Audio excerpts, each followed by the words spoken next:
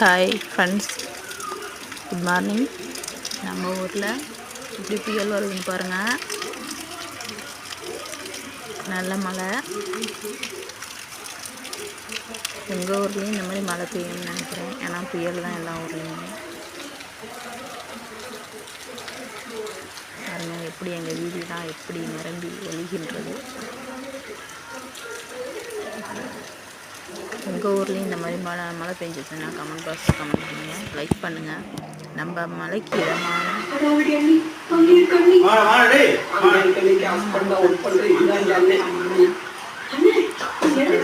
வீட்டு சமையல் பார்ப்போம். சுட சுட இட்லி, சுட சுட சில்லி, லெக் பீஸ், பார்த்தீங்கன்னா சிக்கன் குழம்பு.